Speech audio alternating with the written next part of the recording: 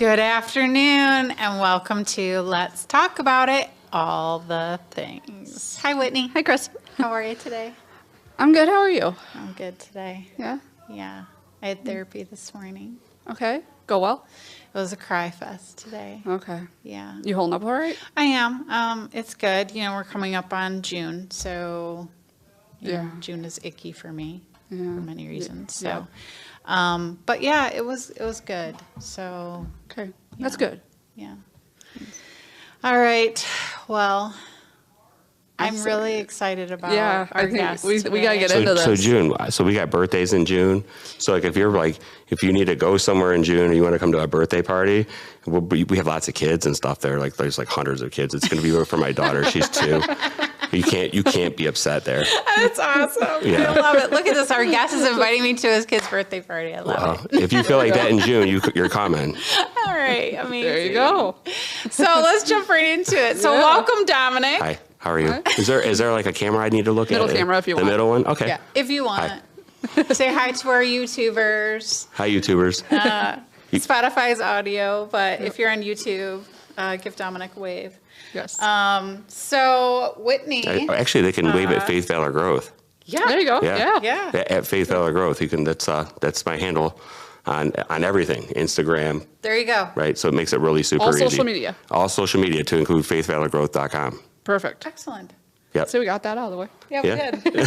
I'll have you repeat that eventually. Oh, yeah, for we'll sure. have I'd love repeat to it at this again point. so that we know. I understand how that works now. Right. So I appreciate it. So tags, all that weird stuff. I mean, at 48, I never thought I would be trying to figure this stuff out. But I guess at this point, to be scalable and to try to get as many in front of many people as I can, to really provide my message just as much as learning about yours. Like, I think it's really relevant that some of the things I've experienced in my life, you guys are first and foremost in that world of fighting through it, right? Like, it's not easy. No. It's not, and it's really hard to have to want to deal with it every day. Yeah. Absolutely. It is. And have to want to deal with it. Yeah, right? exactly. It's like- Yeah, perfect. Yes. So Whitney, do you want to do any kind of intro here? Or do you know? Yeah, I'll give you a little bit of what I know from meeting you briefly. Yes. So I met you through Jeff. Correct. And he gave me a little bit of your story. You served in the military. Correct. And I forget which branch. I served in the Marine Corps, and I also served in the National Guard. So Awesome. both, yep. And so you're not in the service anymore. I am not. Okay. But you struggle from PTSD. Yes. Okay. Yeah, that's the easy way to put it. I mean, do we call it Yeah. PTSD? I mean, it's called what it's called. Sure. Yeah. Trauma. Yeah. And unfortunately with that, you struggled mentally and potentially tried to do a few things. Yeah, I shared it with both you guys. I mean, I think that, having gone through 2 different, I mean, these are many, many times it was thought about and considered and contemplated, and maybe like just halfway through it didn't go through, but there were 2 specific ones where it was like meant to be. Like it was a done deal. It was a wrap. I had already said goodbye. So Dominic. Yep. Let's start from the beginning. I know that you've already kind of shared It's a little okay. bit with me because don't I mind at all. wanted a little bit of his pre-story, so I'm a little bit privy to some of it now. But kind of start, I guess, from the beginning again, because I really want to give our audience some backstory into kind of all the things. Yeah. So I grew up in East Cleveland.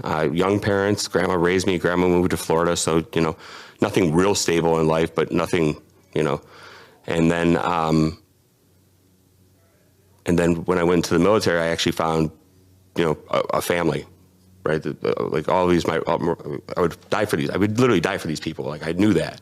So a person who I really fought with the first few months that I was with him, we became best friends. I'd probably stay after about 9 months of hanging out all the time. And then we hung out for another 6 months all the time. And there was some situation that happened with another Marine that ended up making him very close with him as well. Like the way that an incident unfolded and the way that people responded, he was always had my back after that. Mm-hmm. To where like a lot of people didn't, just because I was an asshole.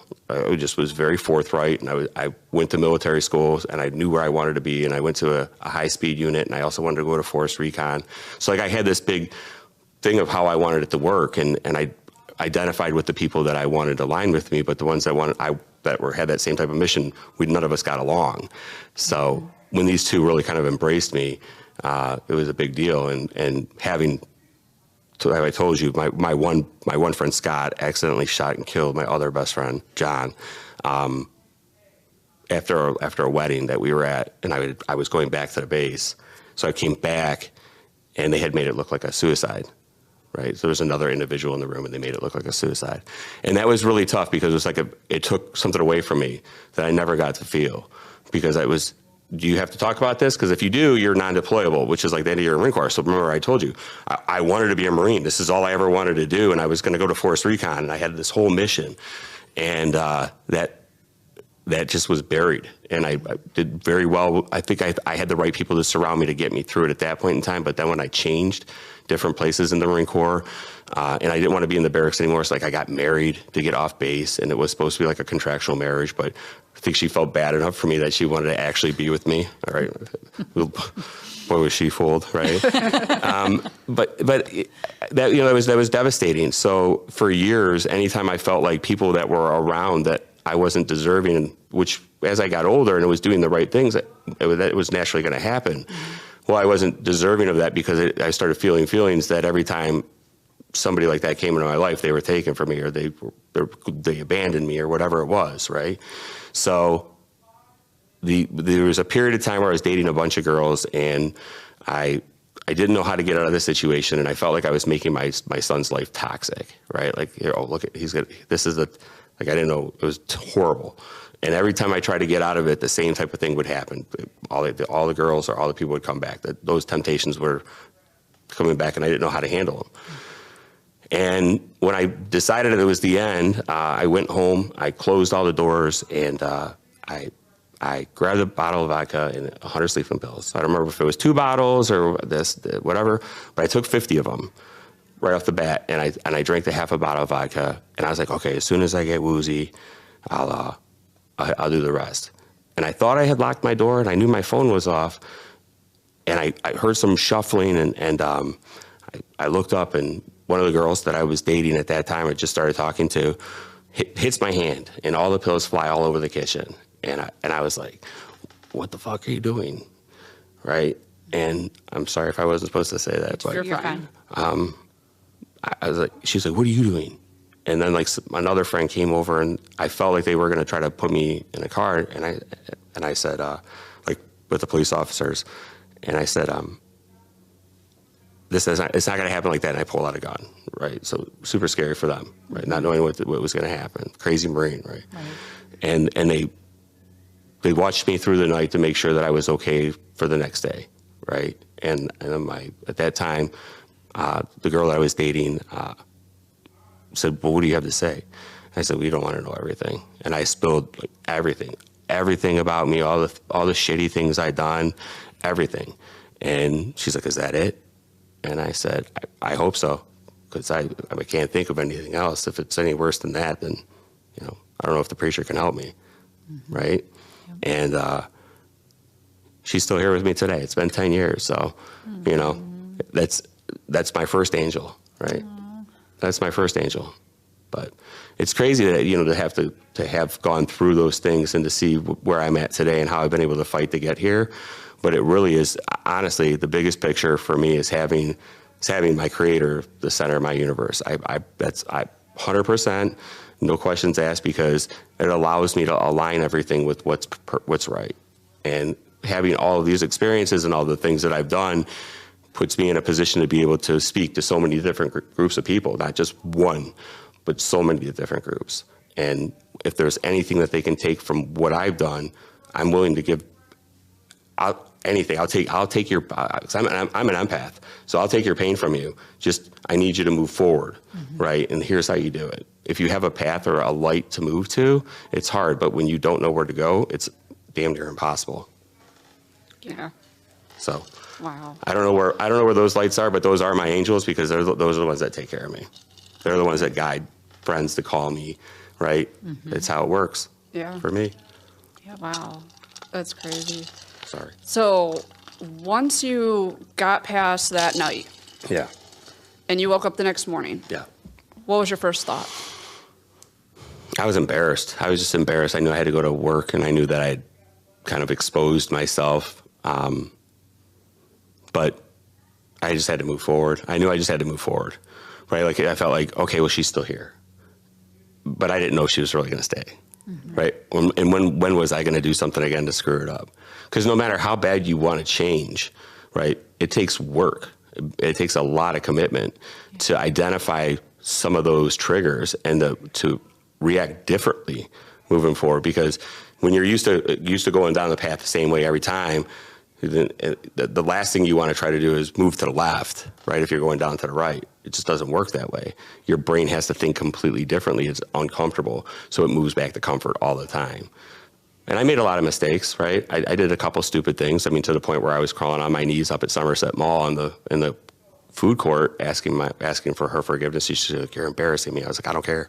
I wasn't asking her to marry me, but I was asking for forgiveness for something that I had done, and I promised that I would never disrespect her again. And I believe I've never disrespected her to date, right? Now, do we get into fights? Do I say something stupid, or am I too loud sometimes? Oh yeah, absolutely. It's unfortunately part of my personality that I'm still trying to not subdue, but get under control. Right? There's a time and a place for everything. Embarrassing your significant other who supports you and loves you makes her not want to love and support you, which then detaches you from your mission. Yeah.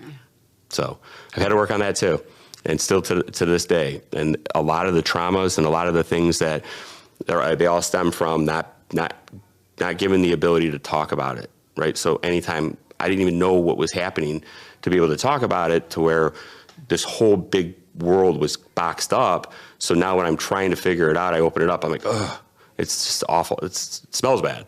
Yeah. I mean, let's face the facts. It's painful. Yeah. It doesn't. It's doesn't not feel the good. box I want to. Not the box I want to deal with. But I think I've done enough of it at this point to where, from a functionality standpoint, I can get through. But I still struggle. I still struggle. I still have those doubts, and I get attacked. I feel like by other forces. I believe them. I mean, I know that the world has two sides, and I feel like I get attacked by that other side quite frequently. Just, you name it, like the hurdles, the people around me, man, I've never dealt with this much stuff. And I'm like, I know exactly what that is. It's because I'm trying to make this difference here, because this is going to have a huge impact. Yeah. Wow. Oh my goodness. So, and you did 2 tours in the military. So I did. I don't want to say tours, because I was enlisted for 4 years. Okay. I served with FAST Company, which is a fleet anti-terror security team. Okay. I deployed for a forward deployed platoon, 18 months while I was with FAST, and then I was on a Westpac or the 11th MU in 1999. Marine Expeditionary Unit Special Operations Capable is what it stands for. That's where they put the Marines on a ship and they travel around the world. Okay. Right. And so I did that for 8 months, and then I got out. And then 9/11 happened, and I was in the National Guard, and I tried to get back with my Marine Corps unit, but I was unable to do that, which only further deepened the wounds, right? Like everything that had happened up to that point was, I was playing the victim myself, though. If I face the facts, it was everybody else's fault but my own, right? That was the first thing I had to correct. And then once I was able to not blame I say it was everybody else, but take at least some responsibility and identify like what maybe I could have done better, if I still thought it was my fault or not, I could at least rationalize it and move past it, right? I didn't hold that resentment, because that's what I functioned off of and was fueled off of for the first 7 years when I got out of the Marine Corps. Super successful when I went into the mortgage industry, right? Was making $250,000 a year at the age of 26 years old in 2006, 7, 8 here in Michigan. Mm-hmm. It's a lot. It was a lot of money. A lot of money for back then. Oh, I mean, it was, absolutely. Right? And, had missed some opportunities. I felt like I was just behind. Right? Like I just missed it by 6 months. Like if I had been here for 6 months earlier, if I'd done this, or if I had caught this 1 year earlier, then it would have been a much different trajectory. And then rode the 2008, 2009 crash pretty hard. Was still making money in Flint, Michigan, because I was able to do a rehabilitation loan with a 203K, all in Genesee County. One of the few people that could do them at that point in time. So I got a lot of business from that. At least people would refer deals to me, and I'd make a connection with the people that no matter what, even if they didn't do a rehab loan, I would just end up doing their loan anyway. So that was cool. But the biggest changes that I started seeing were like, so I worked for United Wholesale Mortgage, and I was training the account executives. I didn't make much money, right? I mean, let's face it, you don't really pay as much as some of the other lenders do. Mm-hmm. That's probably mean for me to say, but I work there and I can say that now. That's right. But anyway, so I just felt like part of the fulfillment for me was that I was actually getting the opportunity to train people to make money, right? I knew how to make money. Mm-hmm. That wasn't a big deal. If I could just train enough people and get to a spot to where, like, if I were to stay in a corporate level, I would have that much more experience. I wouldn't just have been in sales, but yet I had built out the training platform over at United Wholesale Mortgage. Like, that's a huge feather in my cap forever. They're a successful company. Did I build it out completely in entirety by myself? Nope, not at all. But I can tell you that a lot of the things that they have there still are, that I implemented from 2014 and 15 are still there today. So it was just me giving back. I used to be resentful of that. Like, these guys do all my hard work. I got paid nothing. No, I don't care. I just don't. I feel like I'm glad that there's enough people that have the tools that I had, and we were able to get them there, and you can see where it makes a difference. But now it's time for me to find a different way to give back. Mm-hmm. So, but you have to think, I have this following behind me now of a bunch of people that I've trained that are very successful in the industry today that I run into all over the place. Mm-hmm. And if I go to different mortgage companies or mortgage shops around the country, because I traveled for both of the company, Rocket and UWM, it makes it a lot easier for me because I know people in every market. So if I have veterans looking for a place there, I have people to call. Hey, what about this area? Where do you think is best bang for the buck? Who should we use for this? Do you have a builder? Do you have any contractors? Right? Because what we're trying to do is in essence, we're trying to get a veteran who's financeable to buy a 4-unit property, and then we work with the VA and one of the local companies that usually owns some type of management company, but some type of transition, right? Like a transition housing, no matter how they've done it, because we can always build upon it in order to get them to a spot. Okay. You need that management company to oversee it. The whole transaction of these people buy the 4-unit, rent the other 3 units out to other veterans. Somebody who's worked with the VA before, right? And then we just kind of tie into what we're doing here in Phoenix, I should say, right? And then what we're trying to build over in Jacksonville right now. So we're going through those beginning steps of it and trying to identify the people that might want to be a part of something. You know, maybe they're looking for a move, maybe they're looking for a new start, but real estate development is part of it, along with property management.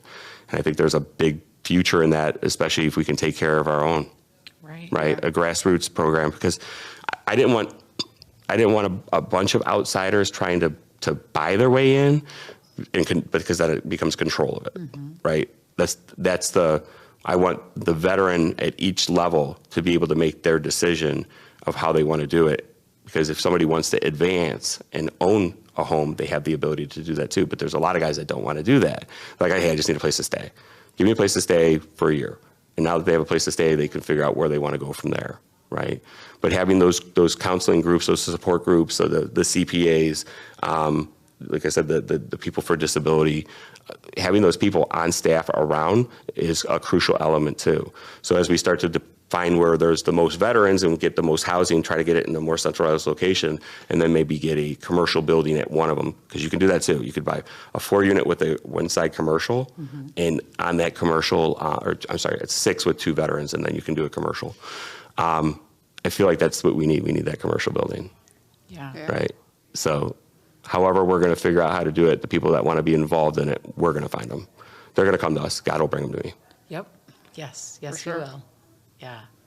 So there's like a million questions running through my head. Yeah. Yep. And a million different ways I want to go with this, because I want to cover all the things here. Right.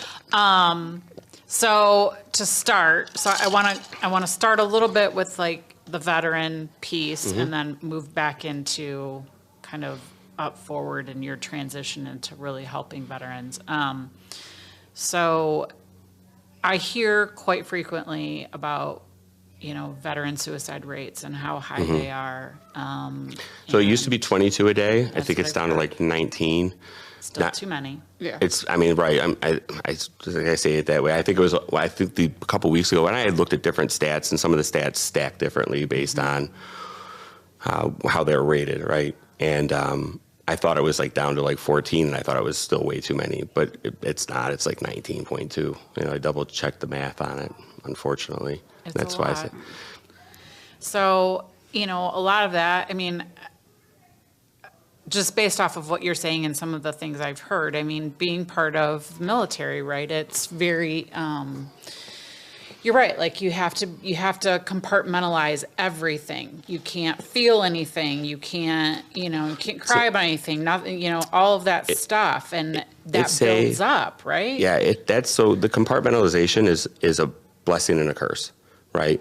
If you really want to work through things, it does allow you to box things up and deal with them at a certain point in time and when you're ready to deal with them so that they don't all flood you at once. Mm-hmm. So having that gift to compartmentalize from being in the military is unfortunately what gets us this far, right? Blessing and a curse. Correct. Yeah. Correct. Because then what happens when you have to deal with them, right? You don't know how. Right. Because you compartmentalize the entire time. You're not willing to deal with shit. Right. It's a double-edged sword. It really, truly is. And I feel that the veteran community has to do a better job of identifying where people are at, right? From when you discharge. I'm not saying permanently track them, but provide services that hey, if you're feeling some type of way, you can feel safe calling this line, right? Comfortable. Like these things should be here for you. I don't know why they're not. Yes, we have the VA that we can go to, but I mean, that's not 100%, right? I had a buddy. So my co-host had actually, he's in recovery. So when I said, when I was telling you, I believe that he's on a different mission, right? He's in recovery, and he's been 17, 18 months sober, and he's had to go through some things since he's gone through the program that have tested some things for him, right? And I felt like I said, God has a different purpose for him. I totally believe it because God speaks through him. I know that. It's just not aligned with what I'm doing. And I don't know if it's because, for example, I'm talking about trying to create wealth. I want veterans to have the ability to make money so that they can do the things that they want to do. Mm-hmm. And here's a way to it. And how we do it from there, I don't know. I'm thinking like SBA. One of my veteran buddies got an SBA loan, so we're going to try to learn SBA very quickly here. So we can have it on the website. So if you want to look for a business type loan as a veteran, right, that's where they're going to go to. Mm-hmm. But his mission is going to be more towards the recovery aspect of it, right? And he had to go drive himself to the VA in Battle Creek and check himself in. And it was the first time he did. He'd been mandated to do those types of programs before, but this is the first time he checked himself in. So I see a difference in his approach and what he wants in his life. And he lost everything. His daughter, his son would not talk to him. He was not allowed to come back for Christmas that year. So from Christmas until that January, like January 19th or 21st, he just put him. It was a straight bender. And when he woke up, he said he was eating chicken out of a dumpster from behind a Popeye's chicken. And that was it for him, right? He's like, I can't end it. He's like, but I would, right? I think, but a lot of us look at it as a sign of weakness when you do it too. Which, I mean, let's face it, you are cheating. You're copying out, and that was. But it doesn't matter if that's the case, because when you get into that moment, I can't tell you, like, I really thought I was doing the right thing both times. Yeah, that's the scary part. Now, right there, you said both times, and we touched on one of the stories. Yes. What was your second time? I'll let you set me up for that one. I know I told you guys, and I think that it should be said. So eerily similar. I had a business model going in 2018, 2019. A lot of the same things. So they were a little more advanced than what people were used to back then. Like, they're very common today, but this is 7 years later, 8 years later. Mm-hmm. And everybody kept shooing us and putting us down. And right when I found out I lost my job, so that we had no coverage, and I just gotten my 40% rating, so I didn't need coverage, but my wife did. My wife told me she was pregnant on December 4th.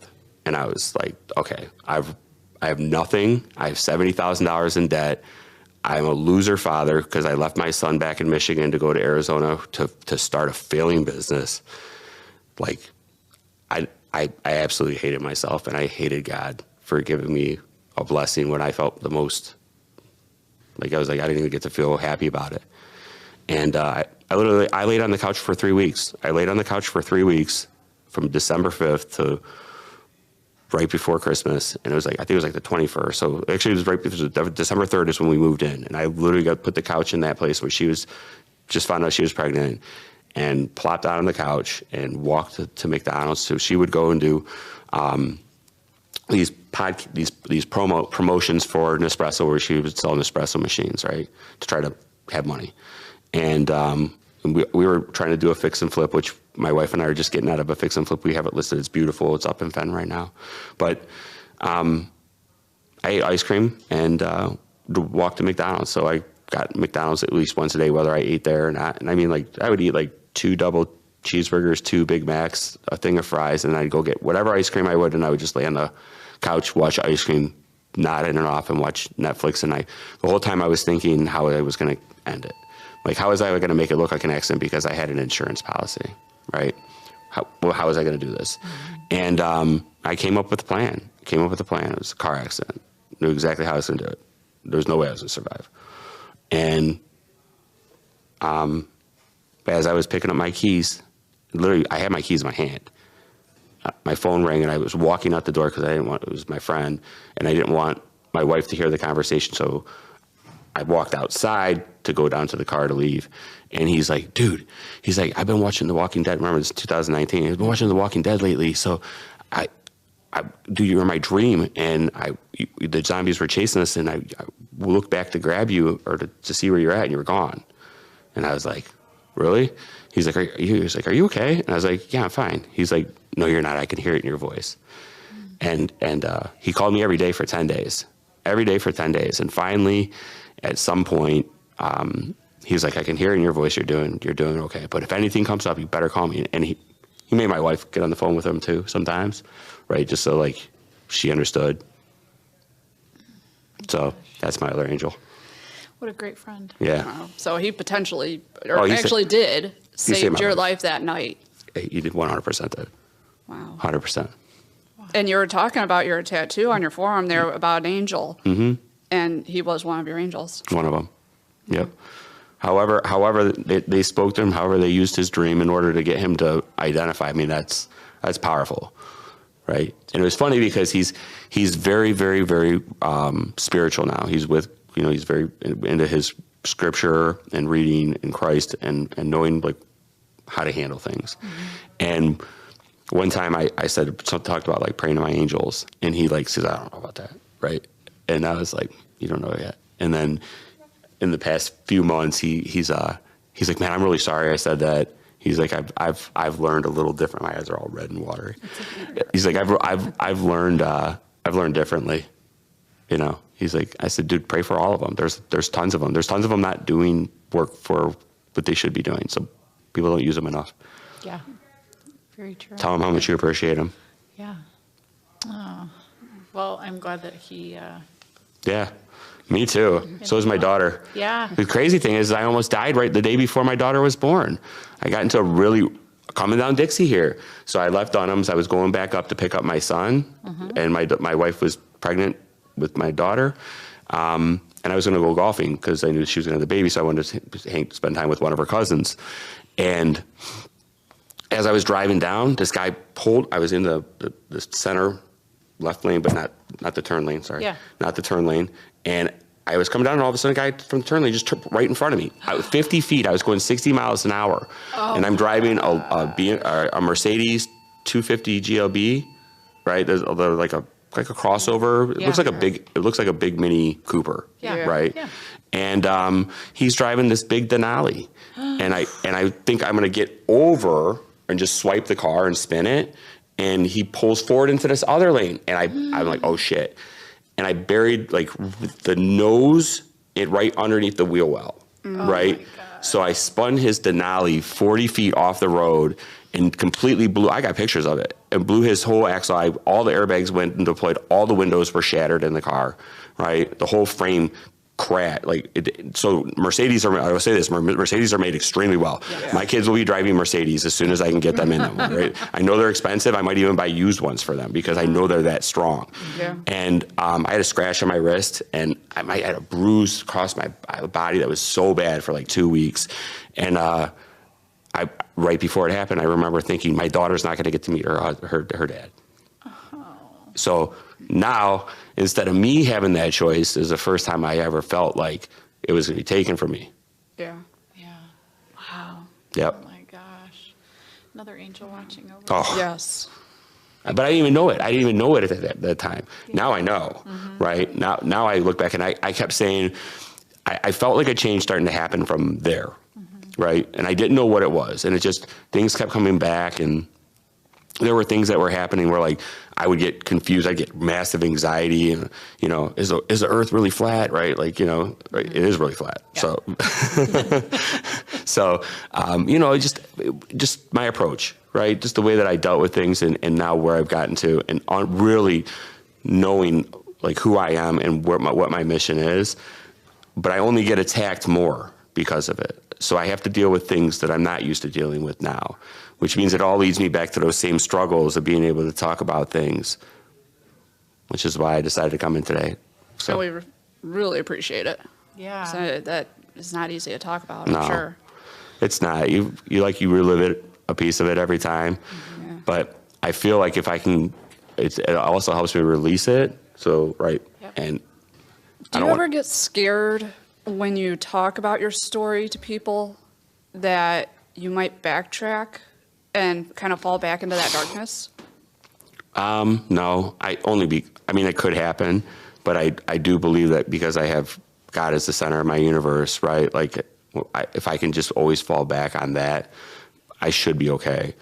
There are some things that could happen that potentially, right? Because I'm a realist now. I've seen a lot of shit. At some point, you never know what could happen. So you just have to understand that there's a purpose, and I don't know what that purpose is, but if it's for the better, I'm in. Yeah. Whatever I can do. Well, and that's how we break the stigma. Yeah. Right? So that's why we created this podcast, because we're going to talk about all the things. And so I'm so grateful to you to coming on and talking about all those stuff. Let's take a quick time out to talk about our amazing sponsor of Let's Talk About It, Town Mortgage. Founded in 1982, the Town Mortgage family of companies has more than 40 years of experience in the mortgage industry. They are passionate about their customers, their company, and the communities they serve, as Town is actively involved with many nonprofit organizations. Their community outreach initiatives are not just a side effect of their business, it's at the heart of it. They are first and foremost a local lender. However, their commitment extends beyond outreach to the products they offer. And On a Dragonfly's Wings is proud to be one of the many charity partners associated with Town Mortgage. As a full-service lender, they manage every aspect of home financing in-house. Because their process is consultation-driven, they have the unique opportunity to educate borrowers each step of the way. By forging these relationships, they ensure their confidence and security from application to closing and beyond as they service most of the loans they originate. This means a lifelong commitment to borrowers. Their business is not fueled by sales, but by their desire to provide solutions tailored to clients' financial futures. For more information about Town Mortgage, please visit Town, Towne, Mortgage, MORTGAGE.com.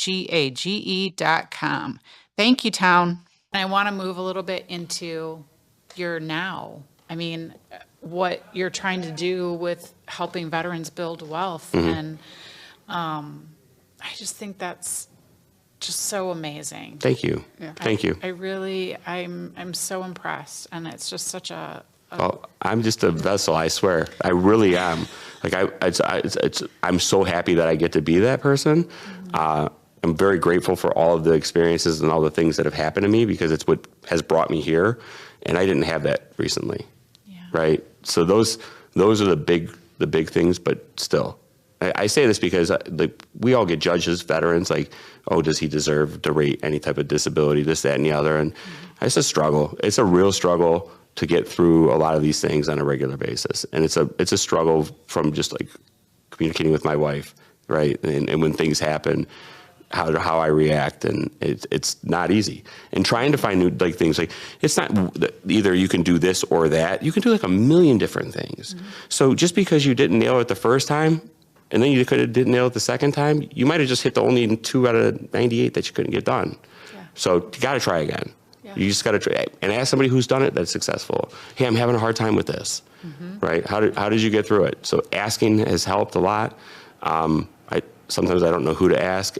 And the shitty part is like when I ask my parents who, not even in that world because they have their own stuff that they need to deal with, and I know that, but more so from like a standpoint of my dad's an attorney and my mom works for PNC National City. Like my mom started as a teller there 40 years ago, part-time, and now she is the architect for the teller system.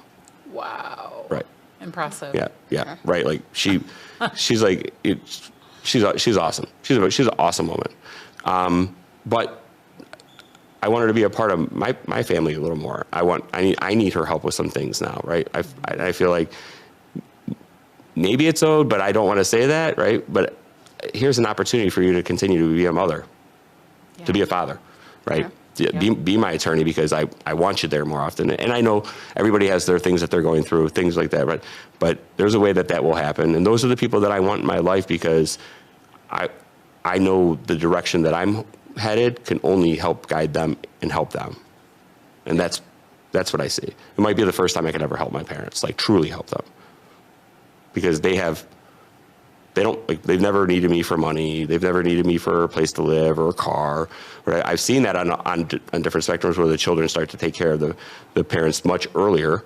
My parents are 67 and I'll be 48 next month. And I think this is the best way that I can give back to them and have them be a part of it too. Yeah. Wow. That's amazing. Thanks. I like amazing. Amazing. Absolutely. Amazing is good. Now, is there any other VA nonprofits, companies, organizations that you can try and partner with, or is there just that around? There are a lot. Okay. And they're starting to, as I've kind of moved in this direction, because it's just been recently. Like I just started talking to the group over in Phoenix, Arizona, about a month ago. And we've already progressed nicely, consistently, in a manner that feels perfect, right? So nobody feels overwhelmed. Nobody feels like anybody's moving too fast, but nobody feels like things are stalling. Good. Right? And during that time, because I work. I mean, my wife and I work together, so we always work. And we spend time with each other like we need to, and we have our kids. But we can work at 1 and 2 in the morning. We can work at 9 in the morning because we don't wake up before 8. And the kids have to be on the bus at 8, just to let you know. We work till 2 in the morning, right? We work West Coast hours. But what was I was saying with my wife and before that? Sorry. Other organizations. Oh, yeah, the other organizations. So, but partnering with her has made a big difference in having people that have now identified like another suicide prevention veteran group. I'm meeting with him and having him on my podcast on the 21st. I'll record it, and then it'll probably release in a couple weeks. I think it'll be the last episode of my first season. I feel like it's that important, and it's coming on the heels of this too, right? So I felt like the timing of all of this has just kind of worked out for that support group. But when you're around veterans, they all know other veterans, and we all kind of migrate together. So Phoenix is a big pocket of veterans. It's strangely, like you go there and everyone talks about like Florida, Texas, and California being, those are a lot of active duty. Mm-hmm. So you get a lot of active duty VA loans. Okay. Whereas I feel like we all just kind of migrate to Phoenix. Huh. I mean, interesting. There's a lot. Yeah. There's a lot. I would say there's over 1 million veterans in Phoenix. Wow. Easily. Why do you think that is? Because it's just like being in the desert. It is the desert. Okay. It's dry. Right. You know, a lot of guys have been over in the Middle East, right? So they're used to the heat. You know, it's a great place for 9 months out of the year. It's hell for 3, if you don't like the heat. I like the heat. I don't mind it at all. I struggle here in Michigan, which is why I have a place over back in Scottsdale. Actually, my wife has a place in Scottsdale. I get to stay there. I love Scottsdale. Yeah, it's pretty awesome. That's an amazing area. It is. Sometimes a little too snooty for me. Like it gets on my nerves a little bit, but the scenery, the things to do, right? And the people that really live there, not just the snobs that have their nose up that walk around there, but the people that really are in the service industry there, people that live there, the kids and the movement of like the youth from all the apartments that have gone in there. Everybody there is coming with a dream, right? Everybody there has a vision. Everybody wants to be something big. And Scottsdale is somewhat affordable, and there's a lot of opportunity there, but you have to know what you're going to do when you get there. Yeah. It's hard to find your way once you're there, because it's like a party every weekend because it's warm, right? Yeah. So you have beautiful weather, and then you have spring training, and you have, the Waste Management Open, which is a huge golf outing, which it's the party one where everybody gets wasted and they shut down drinking all the time, right? We hosted an event there, my wife and I did, for when we first started launching Faith Valor Growth. And it worked out better than I thought it would, right? I think we thought from a financial standpoint we might be able to capitalize on it. That didn't happen. But from a standpoint of like networking, it was just some weird idiosyncrasies in the people that ended up coming to the booth that we had that had purchased tickets. I think we had like 30 tickets for like Saturday or whatever, and we thought we were going to sell them to more people that are in our industry, and for whatever reason, we decided not to go that route. Maybe for the best, I think, in the long run, because if someone's giving you a donation, do they get to dictate how you utilize your resources, and then where's the influx of people that are inquiring get to go? So we maintain control of that right now, and that's most important to us. Where I feel if maybe we had sold it or done it differently, we could have lost that control. Yep. For the best. For the best. Yeah. All for the best. Yeah. Yeah. Everything's moving in a really good direction. Yeah. So other veterans groups, if any of them are out there that would love to partner up, I mean, please reach out, faithvalorgrowth.com. Really easy to find me, and we'll figure it out from there. Perfect. Yeah. I think there's opportunity in every group. Yeah. Right? How can we support each other? Because I would love to get to a spot, like I said, to have enough financially from here to just fully fund these types of things. Like here, bam, done. Here, done. And then they can just do what they need to do and make that reach as deep as it needs to be. Yeah. Because half funded is really tough. Cuts and budgets are not fun to work with. Nope. Abundance and being able to handle and take care of those who are in need to its fullest extent, that's what I'm going for. I'll get there. You will. Yeah. You will. Yeah. I don't know why I'm not already there. Well, I mean, you could say that about anything in your life. Right? But no, everybody gets there eventually. You're making great progress. Thank you. Yes. Yeah. Thank you.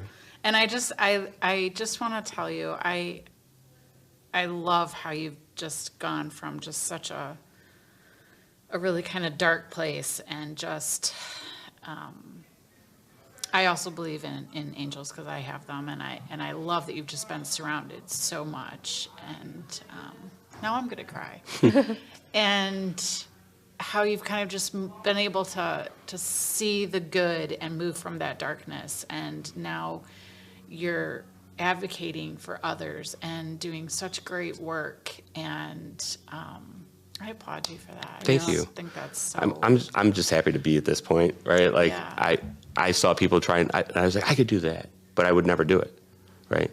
I think. Well, you met Adonis, my little 5-year-old, yeah, right? I did. Super cute, right? Oh yeah. Yeah, super cute. He's like the looker of the family. He got all the looks. Aww. Like he stole them from all of us. I told Chanel, right? I mean, it's a long story how he came up with his name, but that's another very easy one, right? So we went with Adonis, and Adonis is in the pre-K young fives, right? Okay. And it's really cool because the school had a talent show, and most of the kids that got up there in pairs and groups. If they performed an instrument, they would maybe go up there by themselves. But here we are, this little 5-year-old, the only kid from the young fives, and the only kid out of the first 2 groups to perform by himself, gets up there and dances. That was a really cool video. Okay, what song? I have to know. The Justin Timberlake, I Got That Feeling. Oh Yeah, my gosh. But he was that's dressed with the amazing. glow sticks. Yeah, and he's got rhythm and moves, man. He gets down, he sings all the lyrics of all the songs, right? He gets into it. So, and we're like, when he's up there, he's so little up on the stage that we're like, you have to move on the stage. And he's like, you could tell he could only do about 50 seconds, right? He was getting winded. But I figured he had that agility, and having watched him done that, like, if he can do that, right, he's setting the example for the rest of my family, right? Adonis can do it. We should all try to do it. Yep. Right, even without fear, like he shows us the way. Remember, he's born at 8'8", so that's my infinity baby. All things were possible. Things just started naturally coming to me at that point when I saw things a little bit different, loving something so much that every choice that I made was only for the better, right? And if I was limited on my choices, to find a way that from that choice, I would give myself more options next time, right? And even the option to not have to make a choice. Yeah. That's always my favorite one, right? Because there's so many times I get stuck in a situation where I feel like I have to make a choice. Sometimes the best choice is just not to make one. Yeah. I agree with that. Yeah. Absolutely. Now, here's a deep question for you. Have you or will you, in the future, talk with your kids about what suicide I already is? do. You do? Yeah, I have a And, 16-year-old like, son who I already have those conversations with. Have you ever told them your story? Not fully, but he knows. Okay, so right? they are aware of He- this is what it is. Yeah, he'll have too many questions at 16 that I don't know how to answer. Not that I don't want to answer, right? But I wouldn't know how to answer them correctly. Because the first thing that comes to my mind might not be the best thing. Now, if I pray and say, hey, I want to have this conversation with my son, I believe that he's ready, or can you show me if he's ready to have this conversation with my son, that will present itself when it needs to present itself, and then whatever I need to say can be said. Yeah. That's great that Yeah. you're talking to your kids about that. Right. Adonis, I don't have to worry about. Why? The kid just loves everybody, everything, and it's nobody will, like, he goes to school and these third and fourth graders all know him and they're high five him like, Adonis. Right. So he's not going to have that personality to where, like, he's just not. We don't put anything on him like a burden too heavy to bear. Right. We just don't. And he embraces all of these things himself. Right. And then I have my daughter who's going to be 2 next month, the day before her, so 2 years ago when I got into that car accident. But she runs the show. She already runs the show, and she's. So I believe that she's my grandmother reincarnated, almost 100%. And there's a lot of reasons why I believe that. But she looks just like her first and foremost. Wow. Blonde, curly hair. My wife's Chaldean, so she's got dark hair. I have dark hair. My daughter has blonde, curly hair. Oh my right? goodness. And my grandmother had blonde, curly hair. My grandmother was born on June 30th. She's born on June 3rd. Oh. Right? So sometimes you see like those similarities in numbers. My dad might attest to this, but her 2 favorite people were me and her other son, right? Not my dad. I'm just kidding. She loved us all the same. She loved us all the same. But we were both Geminis. So I felt like she always wanted to be a Gemini. So she's a Gemini. And my wife had prayed for twin girls, and she got a Gemini girl. So I said, you got exactly what you asked for. You need to be more specific with your prayer. Yeah, you got to be more To be like, specific. I need 2 bodies. Yes, not just the sign. Right. So, but yeah, I always plan on having those conversations and being open about those, because the sooner you can lay a foundation of how to react and how to work through those things, the less likely you're going to spin, maybe get out of it a little bit and then spin again. Because that's what it always felt like for me. It was like I'd feel like these little pieces get better for a short period of time, but nothing really ever truly got better. Like if I looked at it overall, there were things that I was more disgusted about myself with, and then there were things that like it wasn't enough for me to care, right? Yeah. Like it was like, well, do you see this guy back here? Who cares if that's all he's done, right? So, and I'll face it, being in the Marine Corps doesn't make it any easier. We dehumanize life like you could never believe. It's really easy to write life off, you know? Yeah. It's the Marine Corps way. Yeah. So that's why I feel like a lot. I have Marines that haven't gone to combat. We came up with a slogan that was wound tight, never got to fight. right? So these guys are prepared for war, we're ready to go to battle, and they're told to go home, right? How does that work? Wow. There's a high-strung individual that's tied up in there dying to get out, right? And you have to, like, coax him. Yeah. It's tough. I've got lots of friends like that. I think I've got more friends like that right now that are struggling than people that had served. Really? Yeah. And the people that I've served have had their own struggles, but I think they see everybody else having theirs. There's almost like a survivor's guilt to it, right? Along with that pent up anxiety, frustration, anger, resentment. And one of my close friends, he was he got hurt. He was on pills, and then they just processed him out. Doesn't really remember. I don't know how long he was on pills. Whatever it was. He's like, so I signed up to join to fight for my country, got trained up, and as I was getting ready to ship out, I get processed out of the Marine Corps. So now I have abandonment issues. Oh, right? The Marine Corps doesn't want me. They take all of these other guys. What's wrong with me? Mm-hmm. Well, if I'm that damaged, why am I here? Wow. Right? Or another one that did 5 tours in Afghanistan. So his is a little different, where he was like, I don't have any problem with what happened in war. I have a problem with everything that I did over there was now worth nothing in 30 days. Right? So now he's got to find self-worth. Well, where do you find that? The only place I've been able to find it is through God. Yeah. That's it. Because I have felt a lot of those same things in many different aspects, and the devaluation of life, making it easy, or you like, what am I worth right now? Nothing. I don't have any money, right? I don't have a place to live. My kids hate me, or I'm not around for them. What's the point? Mm-hmm. It's easy to, we go to war and take people's lives, so I'll help you guys out.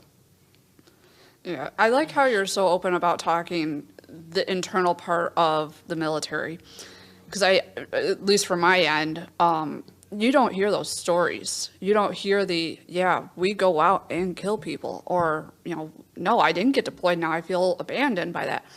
Do you think there's a little stigma around that by talking the actual internal bits of the military? And yeah, oh yeah, like it used to always be those who talk about it never did anything, right? So people thought, like, well, I did see things, so I guess I'm just not supposed to talk about it, right? Mm-hmm. And when you did talk about it, you get judged, because now it's like now it becomes a competition, right? You didn't see shit. You didn't go there. You weren't there at that time. I've seen that too. So you have to be careful, right? As you talk about the things that you've done or whatever. I try to be very factual, and I didn't know that back in the day. And otherwise, like, you could be led to believe you're saying, that's not what I'm about. The military is part of the fabric who I am, not what I'm using in order to get to what I want to try to do, right? Because I served in the military, because I wore a uniform, I deserve the right to be all access to all things veterans, which I do, right? Aside from that, it's a gateway into the community that I want to try to help, because I know the pain that they've gone through, because I've gone through the pain from it, right? And how do we do that? Well, we start right here. We start with, do you have direction? Do you have you start reading your Bible, whatever it is. If you're struggling, let's find some purpose. Purpose is going to be God and with us. If you want to work with us, if you want right? But if you're struggling, it's not going to turn you away because you're like, I don't believe in God. Well, okay, maybe you will, right? Yeah. Those are the people that I'm going to try to do whatever I can. Mm-hmm. So, but to have to really believe that all things are possible. I mean, all things are possible through Christ. It says it right in the right. It says it right there. You have to have that direction, and those are the people that are going to be what's best in the program, because they're going to have a belief that these things are working. They're not going to have that doubt and criticize and condemn and complain about everything that you do as you turn at every corner. You need people that are bought into the system per se, but if the system is God, is it really a system? Right. It's the matrix. I mean, we all live here. Yep. Yeah. Yep. It is. Yes. That is very true. Yeah.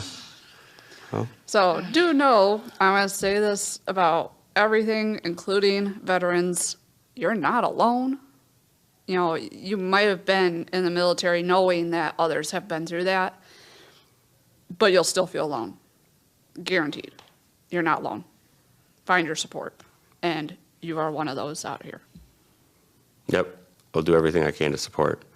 If I'm weak on energy, I got people that will, like, right away, like, hey, I'm struggling today. I can't do this. This individual needs love right now. Mm-hmm. Yeah, I've got a few people to call for that right now. Networks are good. It's funny how they've just kind of like, oh, you were talking about that? Okay, let's give you people. Mm-hmm. You know, here's 4 new people, and you know, and maintaining those relationships and follow-ups, and they're all part of a bigger group. So it's all similarly backed and focused.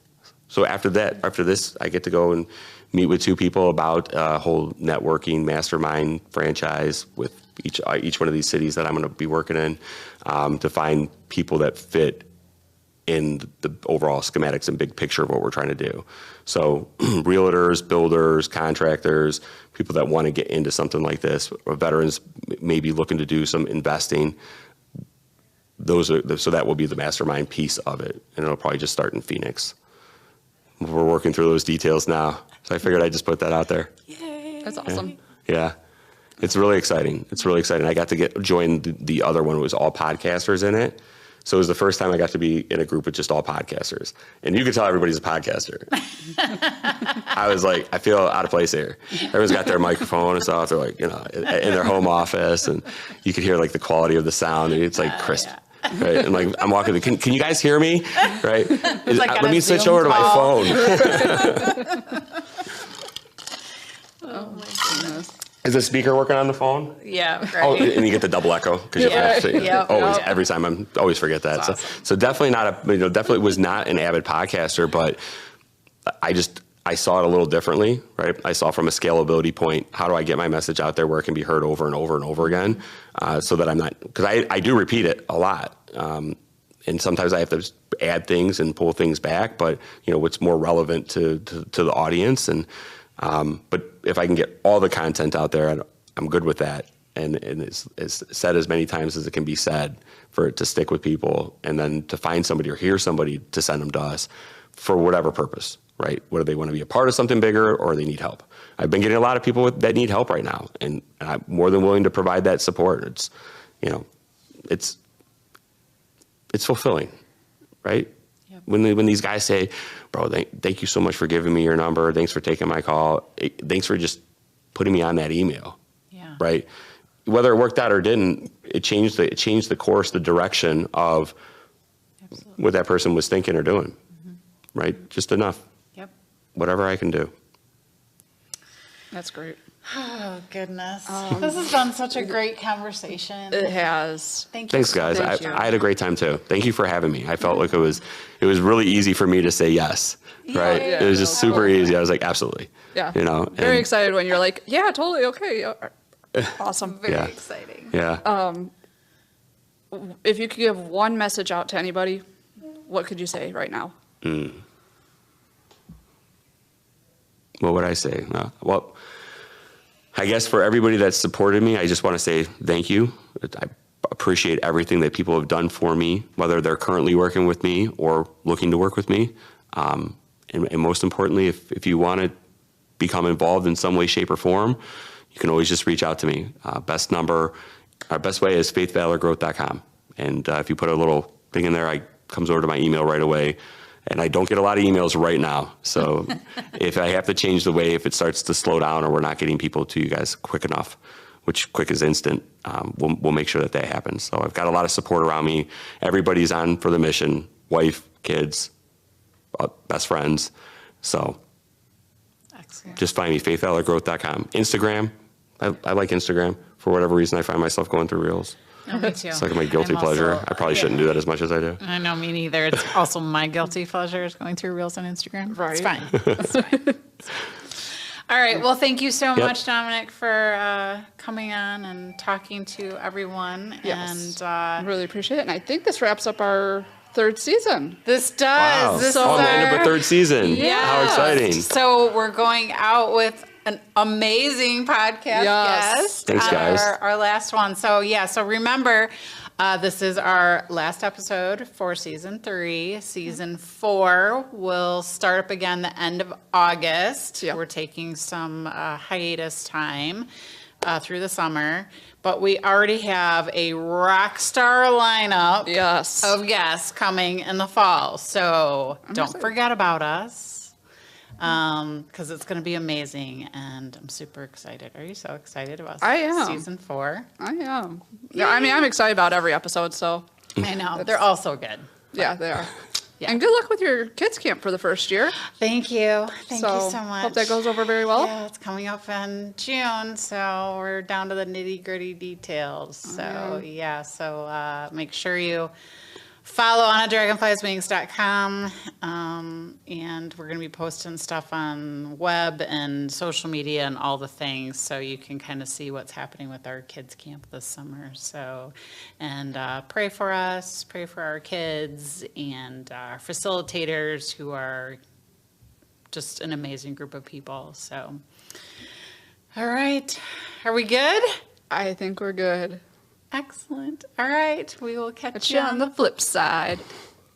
This podcast is presented solely for educational and entertainment purposes. We are just your friends. Whitney and I are not licensed therapists, and this podcast is not intended as a substitute for the advice of a physician, professional coach, psychotherapist, or other qualified professional.